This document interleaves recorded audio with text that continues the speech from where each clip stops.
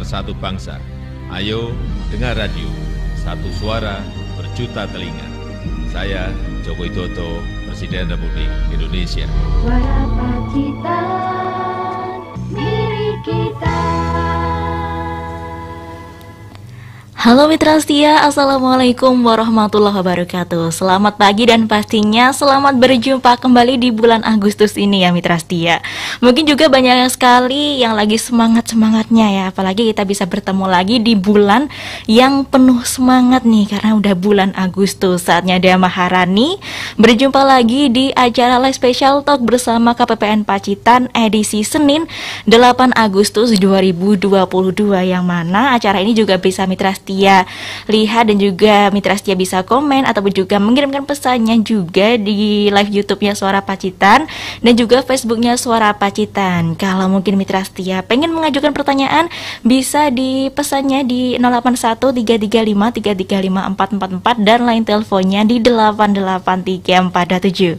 Nah, pagi ini Mitra Setia kita akan membahas topik yang benar-benar menarik banget, karena kita akan berbicara seputar quality work life yang juga berkaitan dengan work life balance dalam tema quality of work life balance dalam koridor nilai-nilai di Kementerian Keuangan.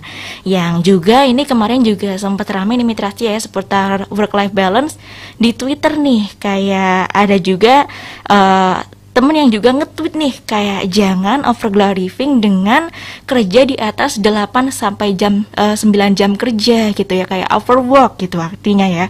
Dan pastinya ini bisa membuat kesehatannya itu jadi turun. Tapi ada juga nih yang komen sebaliknya, loh kalau mau sukses ataupun juga kalau mau kita itu bisa mencapai target, masa iya sih cuma kerja dengan 8 sampai 9 jam kerja aja, kan jamnya itu juga harus panjang gitu, kayak pastinya harus sibuk sepanjang waktu. Nah, ini nih Mitra Setia, karena ada dua pendapat yang berbeda, ini pastinya akan muncul yang namanya perdebatan tadi ya. Nah, karena ini Mitra Setia ya, yang ngomongin work life balance itu juga pastinya banyak sekali pandangan juga pendapat seputar tentang keseimbangan antara kehidupan pribadi dan juga pekerjaan tadi. Makanya juga banyak sekali yang mungkin juga susah nih untuk mencapainya.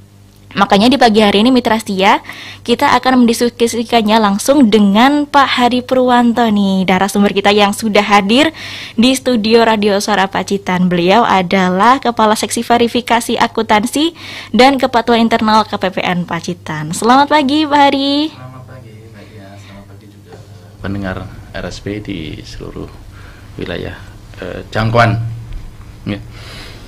Alhamdulillah, pagi ini kita bisa berjumpa lagi ya Pak Hari ya. Alhamdulillah kita bisa ketemu lagi ya di hawa yang sedikit dingin-dingin bagaimana gitu ya. Dingin-dingin mana gitu nih. Karena memang kalau biasanya itu hari-harinya panas, kebetulan nih ya, dari kemarin itu hujan nih ya Pak Hari ya. Baik nih, karena kita juga sudah masuk ke bulan Agustus nih Pak Hari. Betul. Ini Pak Hari semakin sibuk atau enggak nih sih? Secara volume kerja memang untuk di KPPN Pacitan ya, memang kan karena sudah memasuki semester kedua ya, jadi memang secara naturally memang dia memang posisi memang mulai bertambah ya, bertambah baik volume maupun apa ya untuk pencairan atau seperti apa. Jadi memang kita untuk di bulan Agustus untuk seluruh volume kerja mengalami peningkatan. Waduh, makin sibuk ini ya Pak Hari ya. Tapi kalau ngomong-ngomong ini Pak Hari kesibukannya selain di KPPN Pacitan di mana lagi nih? Untuk selain di KPPN Pacitan memang kita juga mengikuti beberapa mengikuti semacam sosial ya, kegiatan-kegiatan sosial ya di luar. Tapi untuk mungkin saya tidak posisi untuk kegiatan sosialnya posisi tidak di Pacitan, mungkin di rumah, maksudnya di rumah. Jadi ada kita mengikuti kayak semacam lembaga-lembaga sosial gitu ya. Jadi ada kegiatan-kegiatan yang dalam kutip kontribusi kita lah terhadap masyarakat, demikian. Waduh, ini bukan di Pacitan, ini aslinya Pak Hari di mana ini ternyata ya? Ya, ini kebetulan saya memang asli, saya kelahiran Jombang, tapi untuk home base kebetulan saya di Mojokerto, untuk periode ini saya ditugaskan di KPPN Pacitan. Jadi sudah Oktober ini sudah 2 tahun untuk bertugas di KPPN Pacitan. Waduh, ini berarti pagi hari ini juga dari Jombang atau memang Betul, ada di Pacitan? betul. Tadi kami untuk setiap minggunya memang kami harus PP ya. Jadi saat jadi Jumat kita pulang, Minggu malam kita balik lagi ke Pacitan. Jadi tadi pagi subuh nyampe Pacitan. Jadi tapi alhamdulillah untuk kesempatan ini saya cukup fit untuk bisa melayani pertanyaan-pertanyaan dari Mbak Dea. Oke. Tenang Pak, nanti pertanyaan Dea nggak bakalan sulit ya. Karena memang menarik sekali ini Mitra Setia ya, karena Pak Hari juga harus PP ya, antara ke Jombang, Pacitan, Jombang, Pacitan. Yang pastinya ini juga ada keseimbangan juga nih antara pekerjaan dan juga pribadinya Pak Hari ini ya. Karena selain kesibukan di pekerjaan, Pak Hari juga punya kesibukan pribadi ya di Jombang. Nah, kalau kita ngomongin kesibukan ini ya Pak, ya pastinya setiap orang itu punya kesibukan sendiri. Apalagi kalau memang memiliki keluarga di rumah ataupun juga karena ada banyak sekali kegiatan yang ada di luar. Nah, ini juga berkaitan dengan yang namanya work-life balance nih Pak. Kalau menurut Pak Hari sendiri nih Pak ya, work-life balance itu seperti apa sih Pak? Jadi untuk work-life balance ya sebenarnya ini lebih kepada bagaimana ketika kita melaksanakan pekerjaan ya, melaksanakan pekerjaan itu tidak serta-merta merampas ataupun merampok waktu kita dengan keluarga seperti itu. Ya. Jadi tadi Mbak Dea sudah menyampaikan ya perbedaan dua pendapat bagaimana kita bekerja sesuai dengan porsinya, terus kemudian bagaimana kita bekerja overtime untuk meningkatkan sesuatu performa atau bagaimana. Kita kalau berbicara itu kita akhirnya ketemu perdebatan antara kerja cerdas sama kerja keras seperti itu ya. Jadi saya kira pilihan kita bagaimana ketika apakah kita memilih kerja cerdas atau kerja keras. Kita kembalikan seperti itu. Jadi malah kembali lagi kita kembalikan lagi. Apalagi juga berkaitan dengan keseimbangan tadi ya Pak ya. Iya. Padahal kalau kita itu mengartikan arti kata balance sendiri, yang juga berarti keseimbangan, ini keseimbangan kan nggak selalu sama 50-50 ini ya Pak ya. Biasa aja perbandingannya itu berbeda. Yang penting kita bisa ada waktu untuk diri sendiri, juga pekerjaan itu semuanya juga terselesaikan dengan tepat waktu ya Pak ya. Iya. Jadi sebenarnya dengan pola-pola kerja sekarang, dengan varian-varian pekerjaan yang saat ini baik di pemerintahan maupun di swasta itu mulai ada pergeseran. Jadi sebenarnya kata kuncinya untuk hal tersebut itu adanya perubahan budaya kerja. Perubahan budaya kerja. Nah, bagaimana institusi itu membuat budaya kerja. Jadi ketika budaya kerja di suatu institusi tersebut menuntut pekerjanya dalam tanda kutip bekerja keras, ya memang akhirnya si pekerja tadi memang harus menerapkan itu. Tetapi ketika suatu institusi atau organisasi atau perusahaan menentukan Anda cukup bekerja cerdas, bagaimana ketika Anda menghasilkan sesuatu yang luar biasa dengan energi yang tidak terlalu besar, dengan dalam tanda kutip efektif efisien seperti itu. Nah itu haknya akan diberikan, maksudnya terutama hak waktu untuk ketika dia harus berkumpul dengan keluarganya, jadi untuk private time ya, private time atau family time. Jadi di situ nanti sebenarnya kita akan berbicara lagi bagaimana suatu organisasi itu membentuk budayanya, dan setiap organisasi itu tentunya juga mempunyai aturan-aturan berkaitan dengan role-nya bagaimana. Budaya ini kita terapkan, aturannya seperti apa? Nah di situ Pak. Jadi nanti di situ juga ada aturan kode etiknya, ada aturan disiplinnya. Nah saya yakin nanti di setiap unit ataupun di setiap pemerintahan mempunyai budaya-budaya sendiri, punya aturan-aturan sendiri. Namun saya juga meyakini juga bahwa organisasi itu ketika menentukan budaya kerjanya, mereka juga tentunya mempunyai dasar-dasar teori ya, dasar-dasar teori jadi mereka tidak sembarangan kamu harus bekerja 24 jam kayak seminggu ya, kan itu juga saya juga nggak akan. Demikian kayak gitu malah tipes ini ya Pak ya, kalau 24 jam sama sekali. Betul, itu kan sebenarnya budaya. Jadi gini Mbak, kalau di literasi mungkin saya baca bahwa sebenarnya apakah dengan menuntut bekerja yang tadi katakan overtime itu akan menambah performa ataupun kualitas dari pekerjaan itu? Ternyata tidak. Karena apa? Selain manusia, mesin pun itu punya titik marginal gitu ya. Titik marginal. Jadi ketika orang itu kita tuntut bekerja lebih dari yang semampu dia fisik ya, tentang fisik pikiran itu tentunya malah tambah tidak efektif gitu. Nah, tidak efektif. Akhirnya ketika SDM ini dalam tanda kutip sudah di titik marginalnya, akhirnya kinerjanya akan semakin posisi menurun karena sebenarnya di samping fisiknya juga ada pikiran stres di kerja yang tinggi. Nah, di situ juga akhirnya membuat kinerjanya pasti akan turun. Dari beberapa survei di literasi ataupun di baik tesis ataupun jurnal itu memang mengatakan seperti itu. Jadi tapi tentunya di kalangan ilmuwan tentunya ada perdebatan, tetapi paling tidak di kita selaku organisasi kita mau ngambil yang mana, kita mau menerapkan budaya yang mana. Nah, itu tentunya kita akan tahu kapasitas pegawai kita ketika tentunya gini. Saya ilustrasi ya, ketika bekerja di pemerintahan ataupun di pabrik lah seperti itu, yang dalam tanda kutip di pabrik ketika bekerjanya lebih menuntut ke pekerjaan ya, katakanlah volume gitu, katakanlah mungkin di Pacitan ada katakanlah pabrik rokok alami lah seperti itu. Ketika si pekerjanya tadi dituntut ya dalam sehari harus menghasilkan sekian gitu, ditarget sekian. Terus kemudian katakanlah kalau Anda ingin mendapatkan penghasilan lebih, Anda harus bisa menambah jam kerja seperti itu. Nah, dari situ kan sebenarnya kita lihat bahwa perusahaan dia hanya mentarget sesuai dengan kemampuan dia. Artinya kemampuan rata-rata person lah seperti itu. Tapi ketika person itu merasa bahwa saya fisik saya masih cukup kuat untuk menambah jam kerja saya dan produksi saya, toh itu juga nanti akan kembali ke penghasilan dia. Nah, itu mungkin budaya kerja itu akan berlaku di situ. Tetapi di lain sisi ketika kita melihat organisasi-organisasi yang cukup dan sangat modern seperti katakanlah yang memang memerlukan outputnya itu adalah ide-ide kreatif, terus kemudian katakanlah di Google kah, di Facebook seperti itu.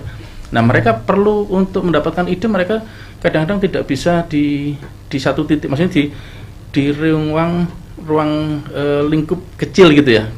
Dia harus keluar, dia harus posisi melihat. Nah, di situ sebenarnya makanya untuk budaya kerja tersebut harus posisi disesuaikan dengan output apa yang dihasilkan oleh baik organisasi maupun perusahaan. Demikian. Baik, karena memang keseimbangan antara itu tadi ya Pak ya, dari budaya kerja, kehidupan kerjanya juga itu mempengaruhi dan juga menjadi kunci sukses antara keseimbangan antara kehidupan pribadi dan juga pekerjaan tadi. Ada juga yang mungkin nih Pak, kalau mau kerja ini memang dia itu suka kerja gitu. Kalau nggak kerja ada yang kurang gitu. Jadinya kalau mau minggu masuk pun juga nggak apa-apa. Ini kan kesukaanku kayak gitu. Itu pun sebenarnya kalau yang di Mbak Dia sampaikan memang itu juga itu mungkin mengutip pendapatnya Jack Ma ya. Jack Ma itu saya ingat dia juga sempat menggaungkan bekerja dari 997. Maksudnya masuk jam 9, pulang jam 9, 7 hari kerja. Atau mungkin 996 ya kalau nggak salah ya. Jadi setiap hari. Setiap hari. Dengan alasan bahwa melihat bahwa itu mungkin budaya budaya suatu bangsa tertentu ya, memang mungkin bangsa tertentu yang dalam tanda kutip memang dia yang gila kerja ya, mungkin seperti di Jepang kah atau di beberapa negara-negara tertentu yang sebenarnya karena semua berpola seperti itu, jadi memang akhirnya dia dituntut seperti itu. Namun ketika memang performa dalam tanda kutip outputnya memang secara by data memang dikatakan luar biasa, mereka katakanlah menjadi tokoh istilahnya mobile dunia ya, maksudnya mereka sebagai penggerak ekonomi dunia, penggerak teknologi. Tetapi ketika kita kembali masuk membaca literasi, ternyata ada problematikanya apa ya? Misalnya lebih ke personalnya, yang di situ katakanlah diungkap bahwa banyaknya tingkat bunuh diri kita di Jepang ataupun China seperti apa. Nah, itu kan sesuatu yang tidak dapat kita munafikan gitu ya. Jadi sebenarnya ketika kita menyampaikan lihat China, lihat Jepang seperti itu, katakan daerah-daerah negara-negara yang dalam tanda kutip kinerjanya luar biasa, mereka mampu seperti itu.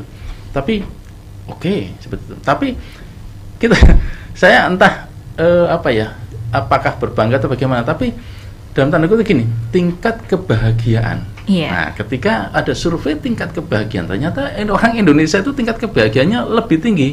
Termasuk Indonesia juga santuy-santuy gitu ya Pak orangnya.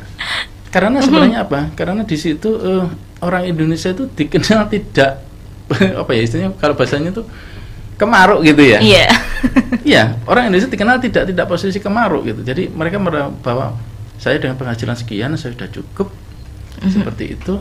Ya sudah, setelah itu saya bisa merasakan. Nah, dari situlah kita kembali lagi quality of life gitu. Apakah iya gitu loh? Apakah iya orang Jepang yang dalam tanda kutip penghasilannya sedemikian besar dengan orang Indonesia dalam tanda kutip yang penghasilannya segitu-gitu aja kebahagiaan sama? Nah, itu sebenarnya ketika dikomparasi, ini bukan pendapat saya ya, pendapat di sebuah kajian. Jadi memang sebenarnya Jepang aja yang dalam tanda kutip yang penghasilannya sebesar seperti itu, tingkat kebahagiaan nggak ada. Buktinya banyak bunuh diri, stres yang tinggi, tingkat kesepian juga tinggi. Betul, ya. Misalnya mereka sampai pada krisis, susah mencari pasangan ya, misalnya sampai pada budaya bahwa mereka istilahnya untuk menikah aja nggak mau gitu, apalagi untuk mempunyai keturunan, sampai negara memberikan subsidi kalau kamu mau berkeluarga punya anak nanti kita subsidi. Nah, itu kan hal-hal kayak gitu tuh istilahnya menjadi tidak bisa kita head to head gitu ya. Nah, ada hal lain ketika kita mengkomparasi tingkat penghasilan seperti itu. Ya seperti mungkin di negara-negara katakanlah di Amerika yang katakanlah tingkat penghasilannya cukup tinggi, tapi kita jangan lupa bahwa biaya hidup di tempat itu pun juga tinggi juga kan, seperti itu. Katakanlah kalau kita lihat di ulasan-ulasan atau seperti apa, bagaimana orang-orang Jepang yang dalam kutip bekerja dari pagi sampai malam sampai besok paginya lagi tuh, dia itu harus tinggal di kafe internet ya, seperti itu kan, hanya salos itu. Nah, itu sebenarnya menunjukkan, kalau saya juga berpikir itu bahagianya bagaimana ya, enaknya bagaimana sih ketika kita harus menjalani hidup seperti itu, kesendirian seperti itu. Nah, sedangkan kalau kita melihat di Indonesia secara umum ya, dan survei pun mengatakan bahwa penduduk di Indonesia termasuk mempunyai tingkat kebahagiaan yang tinggi.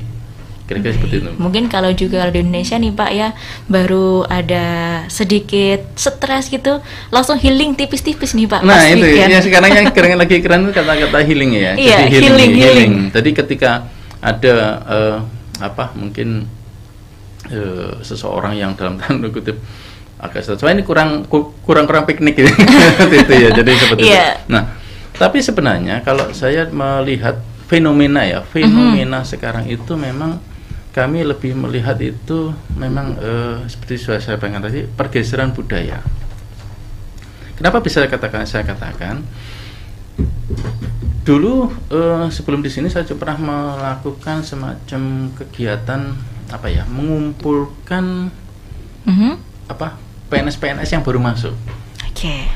Judulnya waktu itu saya branded yang muda berbicara. Jadi memang kita memang sengaja mengumpulkan newbie ya,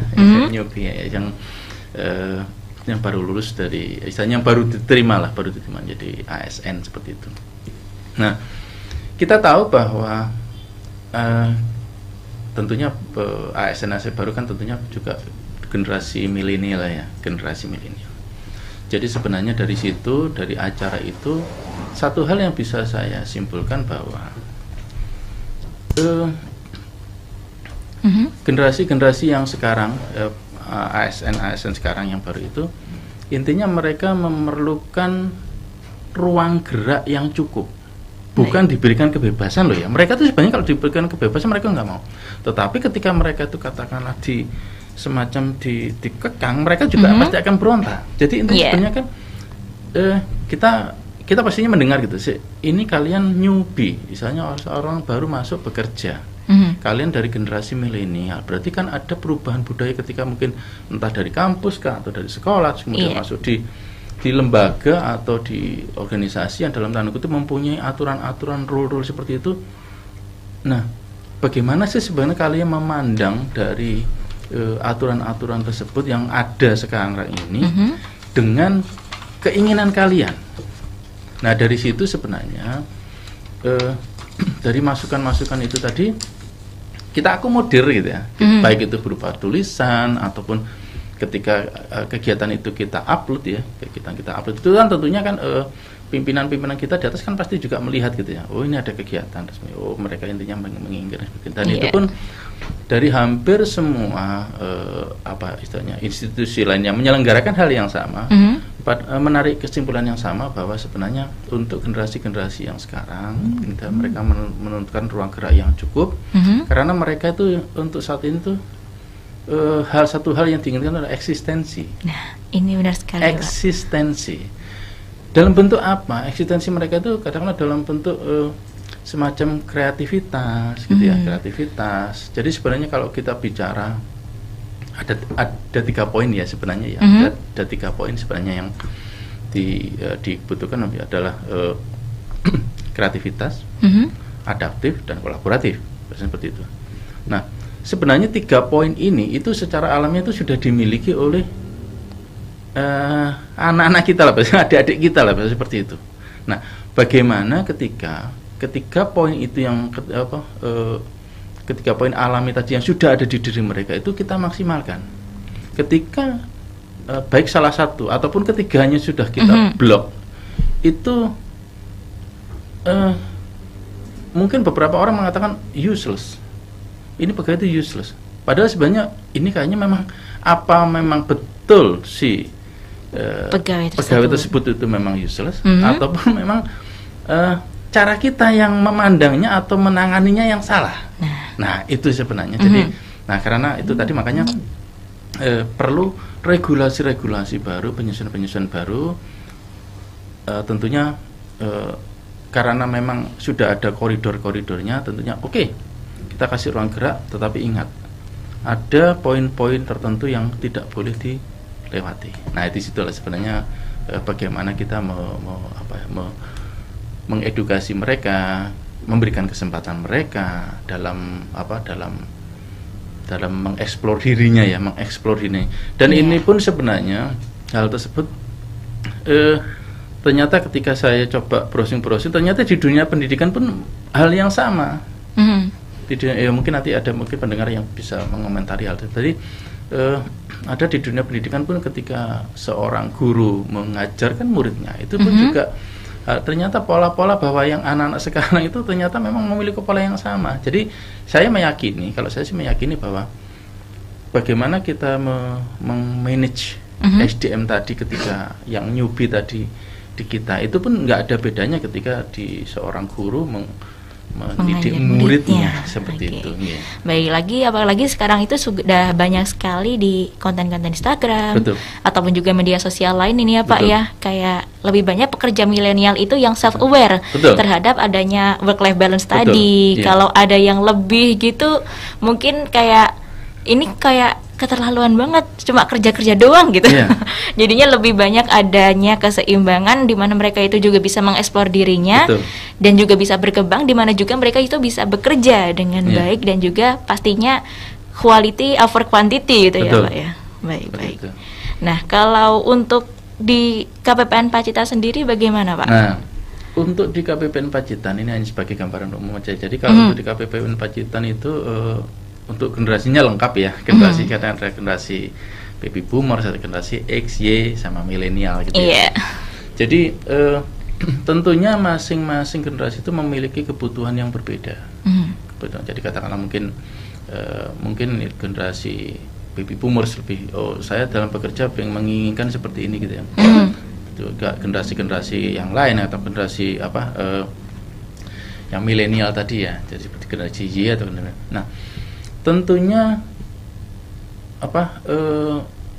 kita selaku manajemen ya, maksud dalam tanda kutip para pimpinan di sana juga harus bisa memetakan. Jadi sebenarnya jadi pimpinan itu sudah mempunyai peta sebenarnya, mempunyai peta SDM-nya seperti apa. Nah, tentunya dari SDM tersebut, dari peta tersebut, baik itu diukur dari kompetensi, terus kemudian karakteristik, terus kemudian dan macam sebagainya. Nah, itu akhirnya kita pimpinan istilahnya mengukur gitu. Oh, ini cocoknya di sini. Oh, ini nah, jadi ketika pola mutasi tersebut paling tidak bisa mengakomodir kalau orang itu biar nggak kaget gitu ya, nggak yang terkopok gendandapan bahasanya orang Jawa gitu gitu. Nah, hal tersebut itu sebenarnya kalau untuk di pimpinan kami sudah mempunyai peta tersebut, dan kami pun meyakini beliau ketika menaruh person atau seperti apa itu sudah sesuai dengan pertimbangan dan ukuran-ukuran tersebut. Demikian. Baik, terima kasih Pak Hari ya, karena kita juga pastinya masih banyak sekali mungkin mitra setia yang pengen kita bahas seputar work-life balance ya. Apalagi topik hari ini memang cukup menarik sekali ya, karena bukan hanya di kantor saja, tapi pastinya ini di semua orang yang sudah bekerja ini pastinya sangat penting sekali adanya work-life balance ini. Dan untuk mitra setia juga yang mungkin memiliki pertanyaan, jangan ragu-ragu ya, segera diungkapkan saja. Yang mungkin juga ada pertanyaan sekarang lagi stres pekerjaannya, terus bagaimananya, itu bisa langsung ditanyakan di line SMS atau WhatsApp-nya 081335335444 dan juga line teleponnya di 883427. Kita akan kembali setelah beberapa pesan berikut ini.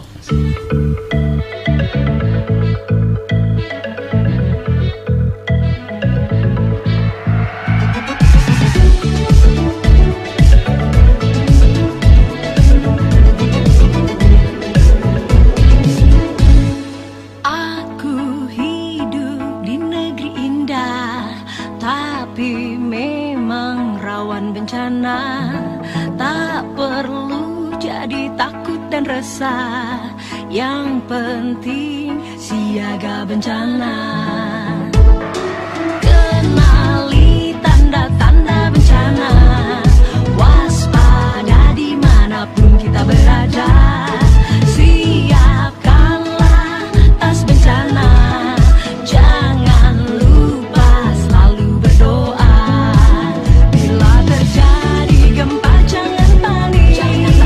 Berlarilah ke dataran yang tinggi, segera keluar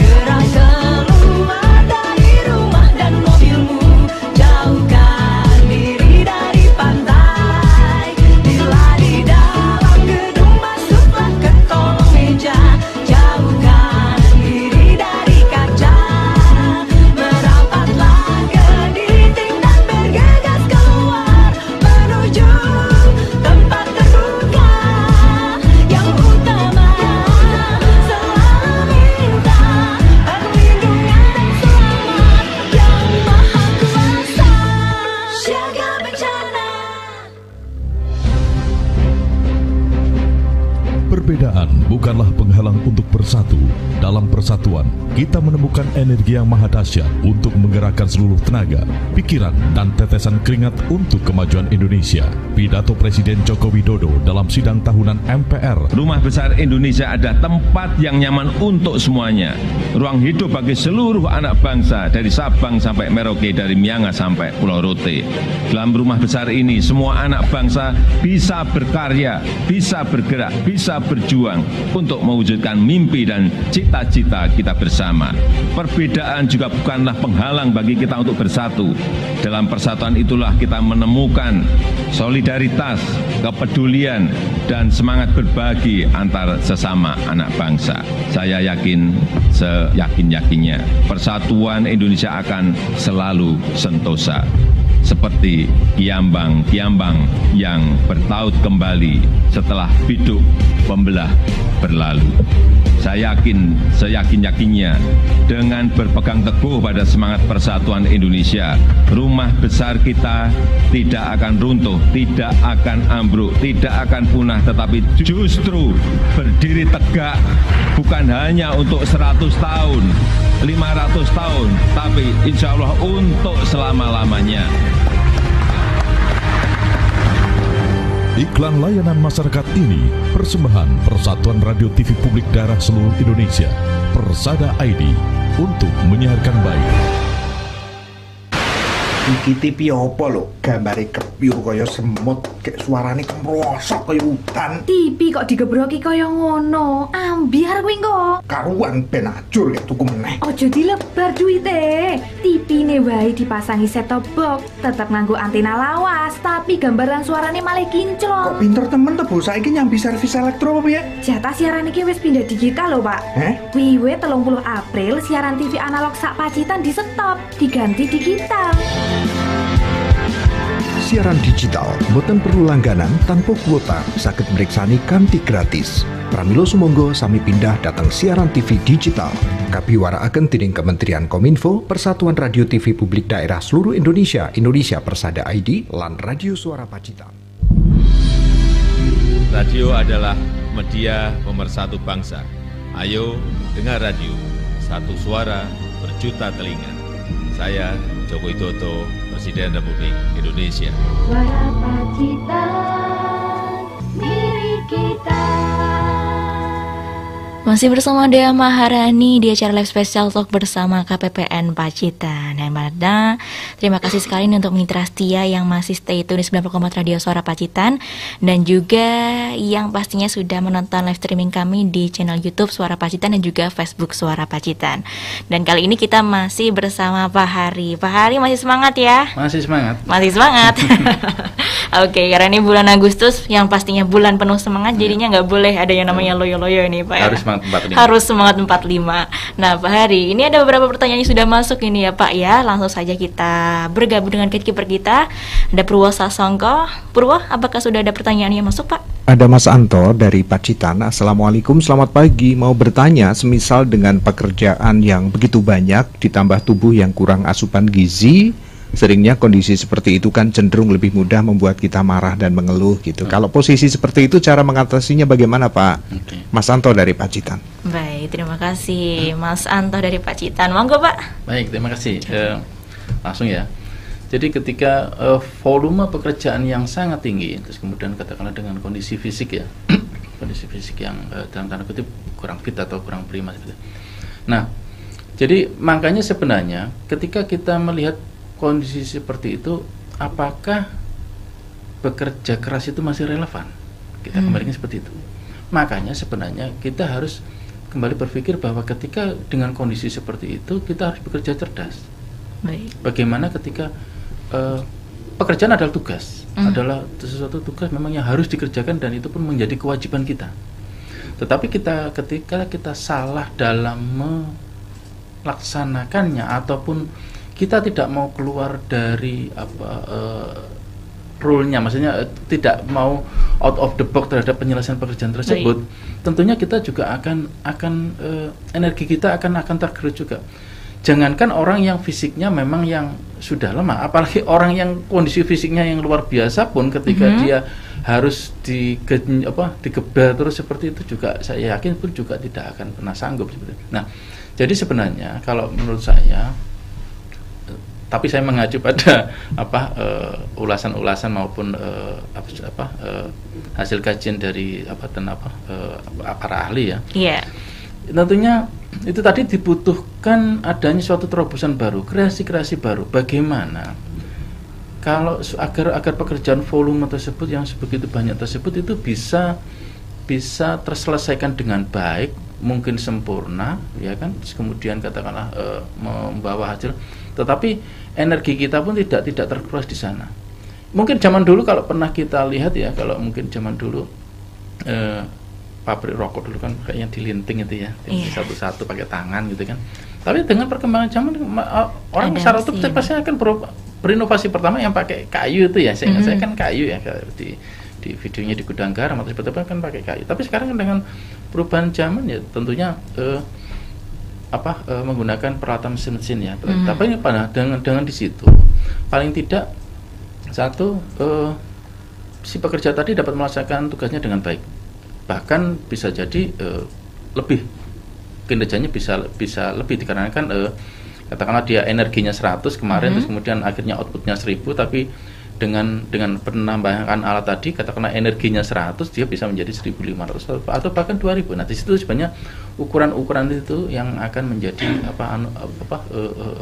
acuan kita. Nah, di samping itu juga bagaimana pengaturan ritme, pola kerja, jam kerja. Jadi ketika apakah dengan metode bahwa full katakanlah harus di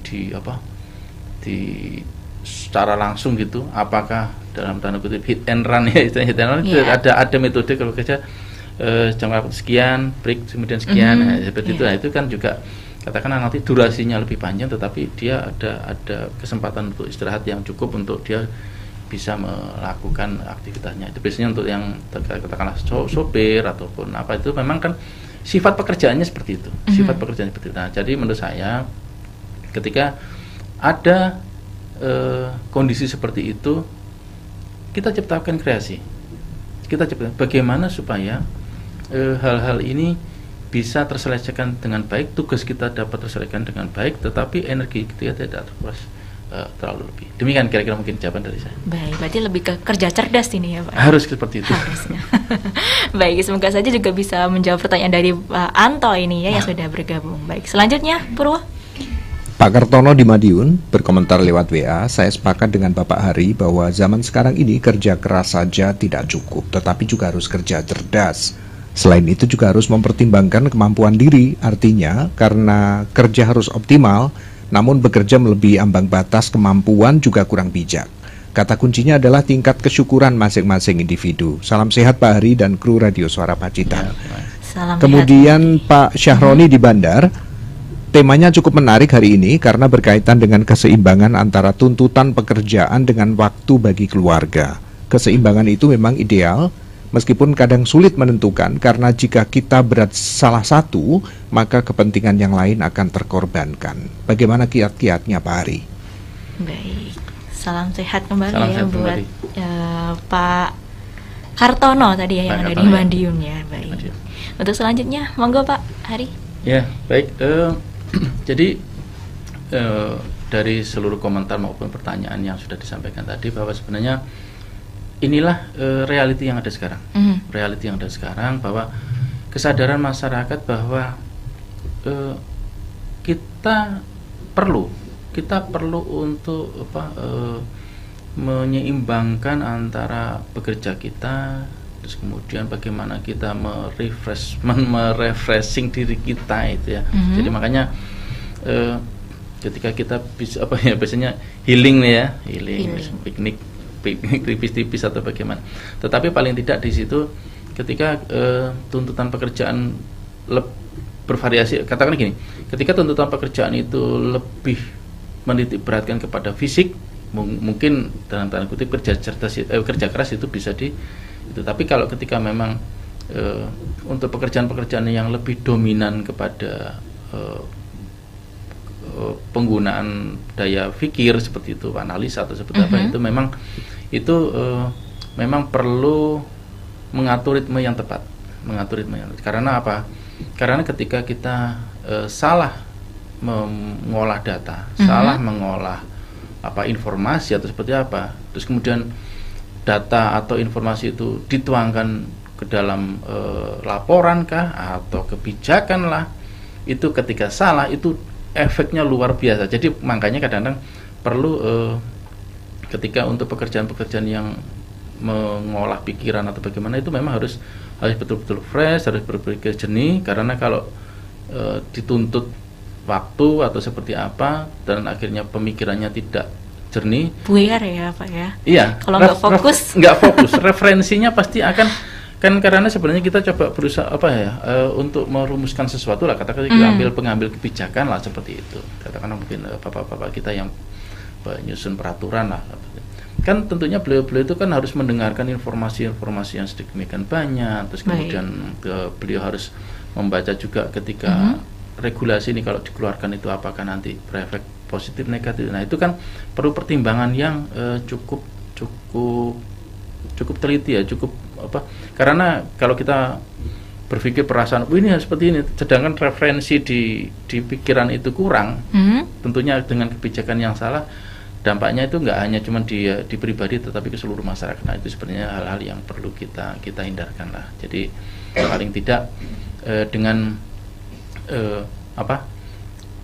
refreshing yang cukup, kemudian ketika kita jernih dalam mengambil keputusan, dalam mengerjakan sesuatu, tentunya saya yakin kualitasnya lebih bagus. Jadi baik kualitas dari cerminan hidup, bagaimana dia ketika di kehidupannya, bagaimana dia di kehidupan keluarganya ataupun pribadinya, itulah yang menjadi cerminan juga di pekerjaan. Baik, jadi memang kembalinya lagi untuk kunci suksesnya yaitu work-life balance tadi ya Pak. Kembali lagi kita ke satu tema kita di pagi hari ini, karena memang apapun kuncinya tetap saja harus ada keseimbangan antara kehidupan dan juga pekerjaan tadi. Baik, terima kasih Pak Hari. Semoga saja juga bisa menjawab pertanyaan Mitra Setia. Dan juga terima kasih banget nih untuk Mitra Setia yang sudah memberikan komennya ataupun juga yang sudah memberikan pertanyaannya melalui WhatsApp Suara Pacitan. Nah Pak Hari, kalau kita kembali lagi nih Pak ke topik kita di pagi hari ini, di KPPN Pacitan sendiri apakah ada sistem yang lain Pak untuk penerapannya, biar kalau mungkin lebih fleksibel aja gitu mau pekerjaannya, untuk pekerjaannya sendiri nih Pak? Ya, baik. Jadi untuk di Kementerian Keuangan secara umum itu ada istilah, jadi berdasarkan KMK 223 ya, Kementerian. Jadi di sini menekankan flexible working space ya. Jadi ada FWS ya, flexible working space. Jadi di sini jadi sebenarnya untuk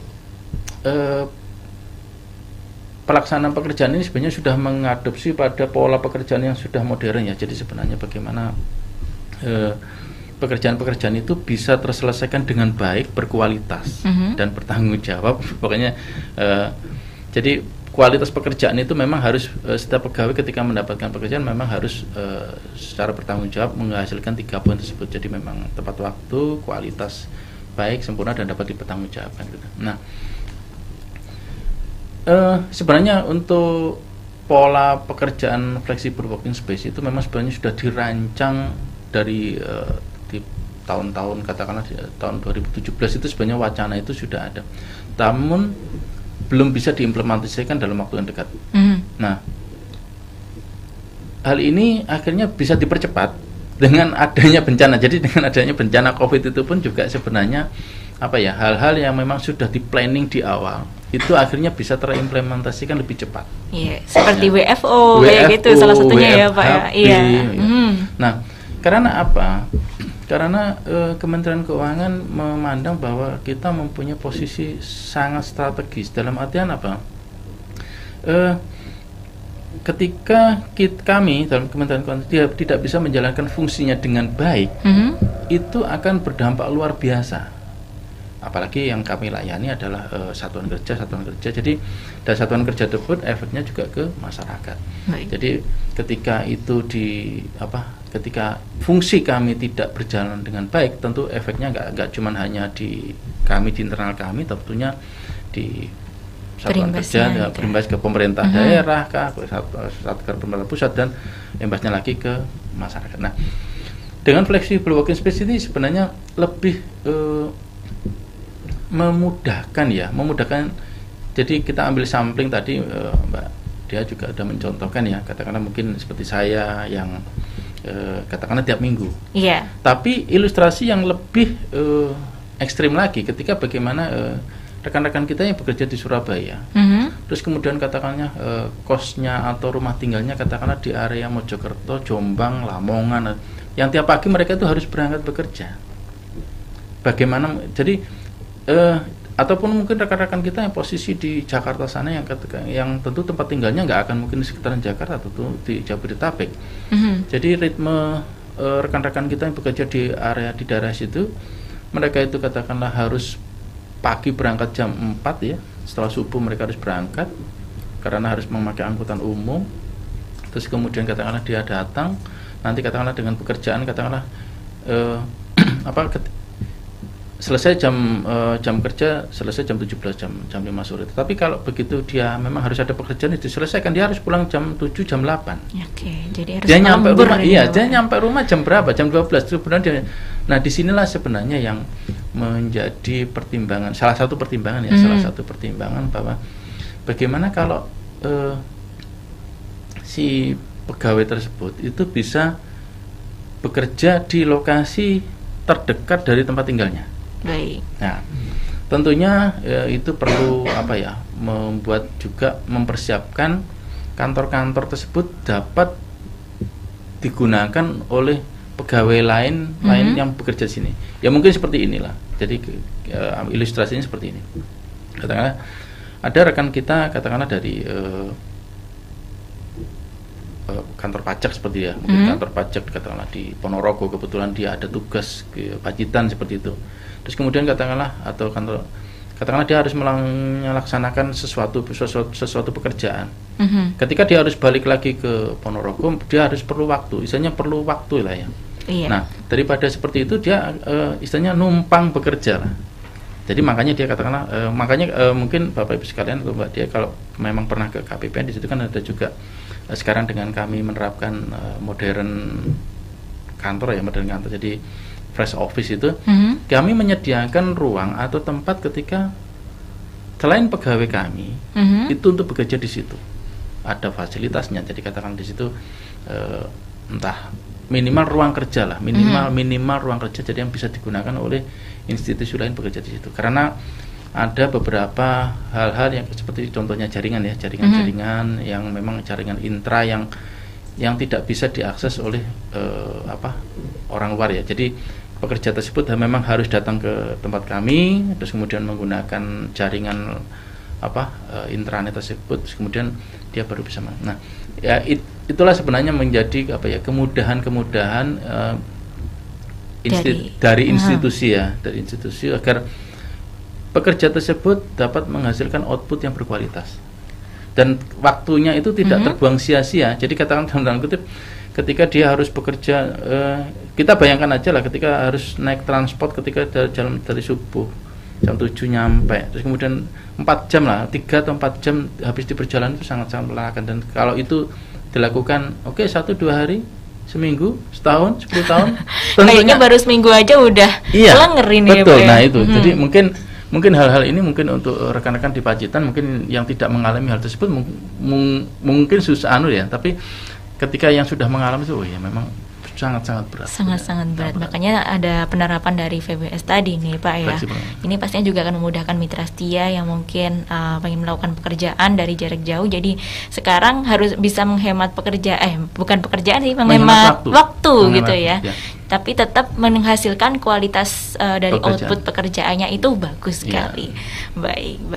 Ini memang satu sistem yang luar biasa sekali nih Pak ya. Mungkin menambahkan satu Mbak ya. Jadi untuk ke depan itu memang sekarang sudah mulai digerakkan konsep yaitu work from anywhere ya, work from anywhere. Jadi dimungkinkan di situ. Itu sebenarnya lebih ke mengakomodir dari generasi milenial kita. Jadi newbie kita itu yang dalam tanda kutip tadi mereka mungkin tipikal yang mungkin kurang begitu nyaman ketika harus di suatu tempat ya.